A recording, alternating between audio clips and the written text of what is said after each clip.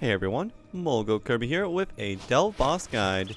This video will be more of a tips and tricks style video, focusing on the stuff people seem to ask about the most. Stuff like double boulders in Wave 8, how to set up all the different plugins, very useful here, tips on deep delving, etc. Anyways, let's start with double boulders, as that's the thing I see people ask about the most. First, just to make sure you know the basics, the color of a boulder determines the first prayer flick. Blue for magic and green for range. So a blue boulder will always be mage, range, mage. So try to remember what color it was before exploding. So here's what you do, and you can practice this on the early floors, but you'll already have a feel for it by the time you reach floor 8. You want to wait until the debris from a first boulder is about to hit you, and dodge to a safe tile at the last tick. After dodging, you want to move a second time, and then prayer flick, like so. If you timed it right, this will dodge both of the rocks that stun you and put you on the perfect timing to start prayer flicking. Now, you might still have a random shadow from a second boulder hit you while you're busy prayer flicking. To avoid this, we do a shadow step. When you do your second movement, you can step onto a shadow from a first boulder. As long as you've timed it right, you'll step onto it without taking damage, and the second boulder can't spawn a shadow where the first boulder placed a shadow, so you'll be safe. If a shadow from a first boulder hurts you, you stepped on it too early and need to step on it later. Once again, just practice this on the early waves, so you get a feel for it without the pressure of wave 8. And then, when you get to wave 8, you'll be ready for it. Once you've mastered this, you want to get comfortable with dodging even earlier so you can move around more. The trick to this is to just know how many times you need to move. If you dodge at the last tick, you move twice. This is the method we just covered. If you dodge 2 ticks earlier, which is dodging the same tick the boulder explodes, you need to move 4 times. By dodging the same tick the boulder explodes, you can get way more movement to get in position for hitting trees or doing a melee punish or whatever you need to do. You need to click right before the boulder explodes. A little tip for doing this, you'll notice that the first boulder dips down very low, right before it explodes.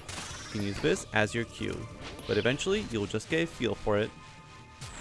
Also note, the shadows only reach 4 tiles in any direction, so if you move 5 or more tiles, you'll be on a safe tile. I take advantage of this to get to a safe tile on my 3rd movement, and then I run back to a shadow for my 4th movement to do a shadow step. If you're running really far to try to place a boulder for a safe spot for car phase, this makes that a lot easier and just brain off. If you mess up and dodge 1 tick after a boulder explodes, you would need to move 3 times. Here's an example of that. I find this awkward, so try to avoid making this mistake. Regardless of how many times you move, the ending is always the same, where the second last movement needs to be on a safe tile, and the last movement steps on a shadow. If you were already moving before the boulder exploded, like if running to hit trees, try to start counting your movements from when the boulder exploded. By knowing how many times to move, it removes the guesswork of when to stop moving and when to start prayer flicking. But over time, you will get a feel for using the audio cues and visual cues and timing since boulder exploded to dodge and flick by feel.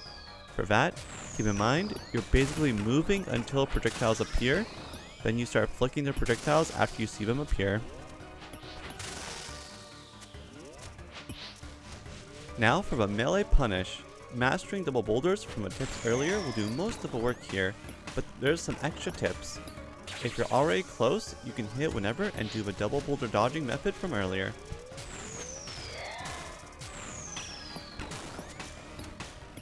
But if you're far away, especially when placing boulders for safe spots for car phase, try to look for nearby shadows from the first boulder as you run up, and after you hit the boss, click to run back to one of those shadows to do the shadow step method. This is much easier if you hit the boss before your last tick of the boulder dodge method from above. Notice here, I start dodging the same tick boulder explodes, so in the boulder dodge method I need to move 4 times, but I hit the boss on the 4th tick, and now I have to flick and click to run back at the same time.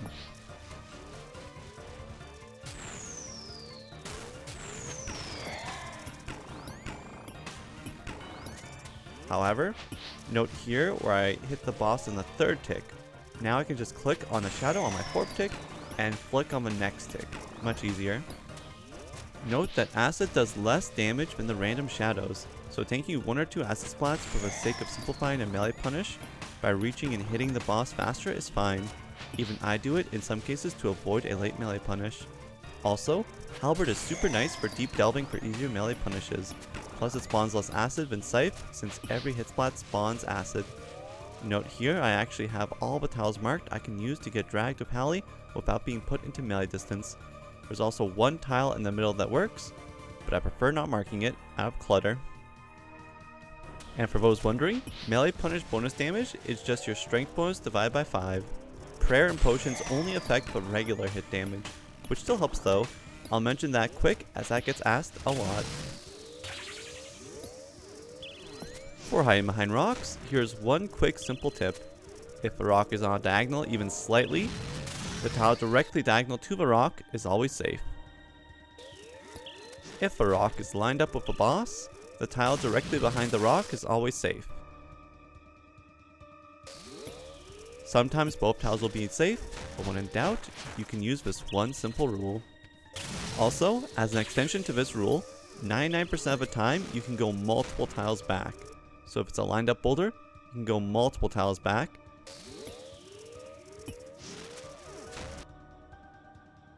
If it's a diagonal boulder, you can go multiple tiles perfectly diagonal. There are very rare positions where multiple tiles back can fail, but it's so rare, I recommend just trusting the multiple tiles back rule.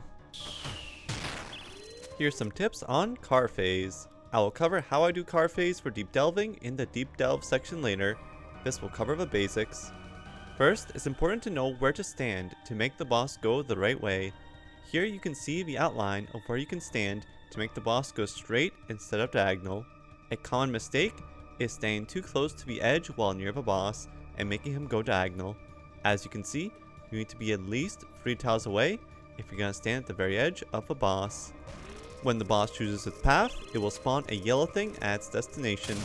The boss's center tile will go 4 tiles past you. Rocks can block the slam to protect you and other rocks. However, other rocks will also need the tile in front of it to be protected, otherwise they will break. This is why sometimes a rock directly behind another rock breaks. The slam will destroy rocks up to 15 tiles away from a boss's center tile, but it can hurt the player any distance away if they are not protected by a rock. Try and lure the boss away from where most of the rocks are so that it breaks less of them on the dash, or you can do the rock block method. There's certain positions where the boss won't break the rocks it lands on, and rocks inside the boss will block most of the slam, or all of the slam if on the very center tile. This works on the north and east wall where I have tile markers with an X, but doesn't work on the south or west wall. For the orb phase, people struggle a lot with the timing of when to hit the trees. Here's how to really simplify it. Before we start, the focus will be on floor 8 and onwards, but on earlier floors it's much more forgiving as there's less slams. Just note that the latest you can click on the second tree is about 15 ticks after the trees appear, so just go by feel and aim for earlier rather than later on those earlier waves. I usually just do like 2 or 3 hits on the boss before hitting the second tree on early floors. Also, I'm going to assume medium distance projectile delay, which is 3 to 8 tiles away when using arrows. Your distance affects how long it takes your attacks to land, and this is the most common distance you'll range at. First off, try and hit the first tree as soon as you can, since it doesn't matter when you hit this one, so the sooner the better. Just be aware that the second tree you hit is where the orb will spawn, and it will line up with the first tree like so. Try to imagine the path and avoid choosing trees that will make you run under the boss, as this is awkward to deal with. If it helps, just imagine a straight line out of a first tree you plan to hit to get an idea of where the orb will be forced to go in the end. Now, as for when to hit the second tree, technically when the boss begins with charge up warning animation for a first slam, if you're tick perfect you can react to that and click the second tree if you're 8 or less tiles away from it, and it will spawn in time. I'd only use this as a last resort though. What I use is a simple system. The boss's auto attacks are 4 ticks and the double boulder special is 12 ticks. Before a boss starts up the slam warning animation, it can only fit in a certain number of attacks. It will either do 0 to 3 auto attacks before doing a double boulder special. If it instantly does the double boulder special, I click the second tree after flicking the last projectile. This gives 1 tick to spare.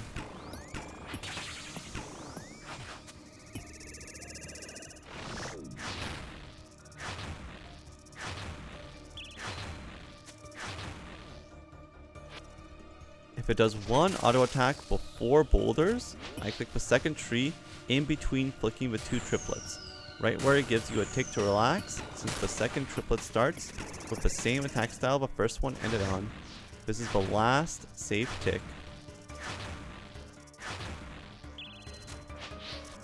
If it does 2 auto attacks before boulders, I click on the second tree right before stepping on the shadow for the double boulder dodging method. Note, if you step on the shadow first, you will be late to hit the tree, unless you step on the shadow early, but then the shadow would hurt you, which is also bad. In this one, I actually attacked 2 ticks earlier than the last possible tick. I find this one can get a little tricky, so attacking a little earlier makes it much easier to deal with. If it does 3 auto attacks, I click on the tree a couple ticks after the double boulders appear in the sky. 2 ticks after the double boulders appear is the last possible tick to click. I'm not sure if it's possible for a boss to do 4 auto attacks, but it'd be the same timing if so. It'd just be an auto attack in the air instead of a double boulder in the air. In this clip, I clicked for the same tick the boulder appeared in the air, because once again this one's kind of tricky, so I'd rather spawn the boulder a bit earlier to make it easier. That's all the timings for the last chance to hit the second tree. If tick perfect, then trees that are 8 tiles apart will be enough for deep delve stomps. I recommend hitting trees that are further apart so you can hit the second tree earlier to have it come to you while you're dodging double boulders. Now some tips on deep delving. I'm just going to go over a method I use. I start by running to the north side. You're immune to damage before a boss spawns, so you can run through acid for the first few ticks. The boss procs at 75%. If I do too much damage, I stop attacking, as I want to place safe spot boulders. The boulder I place here will null the first slam. I place the second boulder anywhere in this area. I then run to the corner and put a third boulder here. If a tile is griefed, you can place it 1 north of it. The 4th boulder is not needed, so place it wherever you want. Note this third boulder only works on floor 8 onwards. It will not work on floor 6 and 7 because the boss moves at a different speed and ends up breaking the rocks in that corner. I pretty much use the double boulder and melee punish tech I already explained earlier here. Note the rock block tile we use is nice as it allows us to easily hally on our third movement. Now in shield phase, you can take this time to ancient Godsword spec for health if needed, as well as depth charge to get special back. Grubs damage stack across floors for each grub that goes in, so not letting in any is important for deep delves. When the boss is getting close to death, track how many more grubs you need to kill, and once you kill enough, rather than waiting for the explosions to proc the boss, leave early to kill any nearby melees. If they're too far, prioritize running to a lure spot. You can also start killing off faraway grubs early while waiting to hit the last couple grubs to finish off the boss. Now time to lure the boss. The red lines are the minimum distance you need to stand away, and the blue tiles are the lure tiles that allow you to lure the boss correctly without even having to dodge afterwards. After the second dash, I tend to stand on the purple tiles and move to the lure tile after the stomp. Here's the safe area from that rock block we did. It's a big area. You can stand very close to the lure tile for the slam. If acid is griefing you, making the boss dash a little closer or further for the third dash is not a big deal. Now, after the third dash, if a boss is getting low HP, you can switch to Scorching Bow or Ayak Staff to try and get him super low for the tree skip. Deep delving is all about getting prayer back with the Eldritch and cleaning acid, so we don't want to kill him before a tree phase unless acid is very clear and prayer is very high. The tree skip allows us to skip the orb phase, but we still get the tree spawns after a boss dies, so we can get an easy acid clean. The tree skip is simple. During the third slam, the boss stops you from attacking. Just spam click during this part. If you T-bow during the first 3 ticks after the slam and kill it, you get the skip. If you attack on the very last tick before the slam, you'll end up attacking on the 4th tick after the slam, so you'll need to run until you're 2 tiles away from the boss to lower your projectile delay to kill him in time. If you don't get the skip, simply do Orb Phase according to the Orb Phase strats earlier. Be ready to Eldritch spec for prayer, or blow up spec for HP if needed. but if a grub spawns at the start, either insta-spec the first tree and then kill the grub, or just give up on specking and insta-kill the grub. For clean acid, know what lines you want, so you only need to check a few lines. Prioritize this line the most, and the lines near it. If your halberd tiles get griefed, focus on cleaning it. If your third dash lure gets too griefed, focus on cleaning it. If it's looking like an awkward boulder timing, and you haven't hit your first tree yet, don't wait too long, and just hit a far easy tree for your first tree quickly.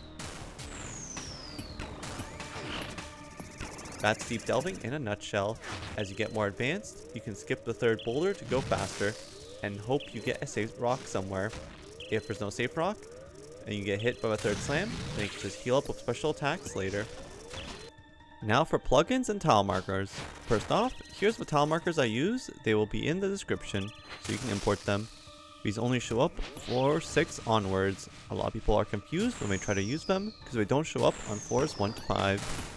Note, the east side is old tech, but I keep it as backup tech in case north is too griefed. I've yet to need them though. The east side tech places the second boulder on the lonely purple tile, and the third boulder in the group of purple tiles. Here's how you set up radius marker. So, you know if you'll get dragged with Scorching Bow or T-Bow during car phase. If you're missing the required options, you can add or remove options in the settings for radius markers. For tagging the grubs, here's the IDs for all the grubs. I use Better NPC Highlight to mark them. Note that I like using the click box option for the grubs. I also enable the settings so the NPC's menu name matches the color I marked them. I customize the colors with presets. You can go to the preset section here and pick a color for each number. Then when you type in the IDs for the grubs, you can put a colon and then the preset number for the color you want. Here's the boss IDs if you want to mark the boss. I put the ID under true tile. Here's the orb ID and the tree ID. I did true tile for orb and click box for trees. I play on low detail so it's easier to see the shadows. If you want, you can even remove the floor and change the color by using the blindfold and skybox plugins as well, like so. I use Custom Swaps plugin to prioritize my clicks. I have it set so when I left click, it goes major, then ranger, then melee. If I shift click, it goes melee, then ranger, then major. You can do whatever order you prefer. This also prioritizes clicking the grubs over the boss, which can mess you up sometimes, but overall, I like it. If there's two grubs of the same type stacked though, I will tend to left click, then right click to hit the other one. And that's my Delve Boss tips and tricks guide. I hope this will help you all do your delving a bit more efficiently and more enjoyably. That's all for now. Good luck on the deep delving, or the shallow delving, whatever you're up to. Peace, everybody.